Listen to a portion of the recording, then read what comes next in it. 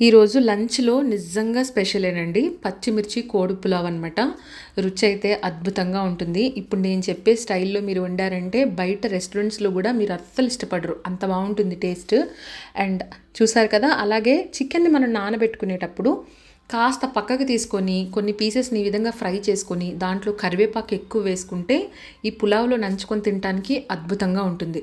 కొత్తగా చూసేవాళ్ళు మన ఛానల్‌ని సబ్స్క్రైబ్ చేసుకోవటం మర్చిపోవద్దు. చాలా చాలా సింపుల్ అండ్ సూపర్ టేస్టీగా ఉంటుంది. క్లీన్ చేసుకున్న చికెన్లోని ముందుగా పచ్చిమిరపకాయలు కారానికి సరిపడా తీసుకోండి. అల్లం వెల్లుల్లిపాయ, కొంచెం జీలకర్ర, కొంచెం ధనియాలు, చిన్న ముక్క దాల్చిన చెక్క, 2 లవంగాలు, 1 ఇలాచి, అలాగే కొన్ని జీడిపప్పులు ఇవన్నీ వేసి మెత్తని పేస్ట్లా చేసుకోవాలి. ఈ పేస్ట్ని చూపించిన టీ స్పూన్తో ఒక 2-3 టీ స్పూన్లు వేసుకుంటున్నాను నేను. దీంట్లోనే కాస్త నిమ్మరసము, 2 టేబుల్ స్పూన్ల పెరుగు కూడా వేసుకొని సరిపడా ఉప్పును కూడా వేసుకొని చక్కగా కలిపేసి ఒక అరగంట పాటు పక్కన పెట్టేయండి.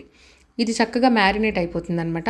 ఇప్పుడు ఈ మ్యారినేషన్ అనేది అయిన తర్వాత కొన్ని పీసెస్ని మీరు ఏవైతే షాలో ఫ్రై ముందు చెప్పానో అది చేసుకోవటానికి మీకు నచ్చిన పీసెస్ని పక్కకు తీసి పెట్టుకొని కాస్త ఆయిల్లోని చక్కగా వాటిని కూడా ఫ్రై చేసుకొని పులావ్లో నంచుకొని తింటే చాలా చాలా రుచిగా ఉంటాయండి. చూసారు కదా! పెరుగు అయితే చాలా గడ్డ పెరుగుని వేస్తున్నాను నేను. వాటరీ కంటెంట్‌గా ఉన్నా కూడా ఓకే. బట్ లేకుండా ఈ విధంగా థిక్ కన్సిస్టెన్సీలో ఉన్న పెరుగైతే చాలా టేస్టీగా ఉంటుంది డిష్‌కి. కలిపేసి ఒక అరగంట పక్కన పెట్టేసుకుంటే సరిపోతుంది.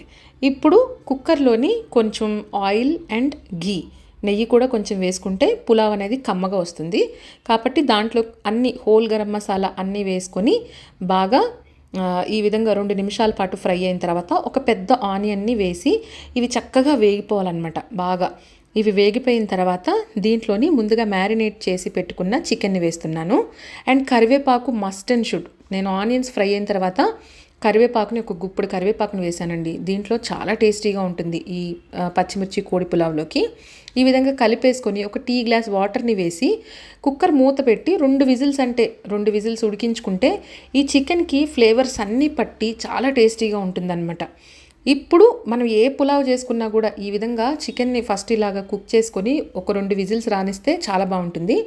రైస్ని కూడా వేసి ఇప్పుడు రైస్కి తగ్గ వాటర్ని కూడా వేసి సాల్ట్ ఒకసారి అడ్జస్ట్ చేసుకొని చక్కగా మళ్ళీ ఒక 2-3 విజిల్స్ అనేవి వస్తే ఈ విధంగా కుక్ అవుతుంది. చూసారు కదా!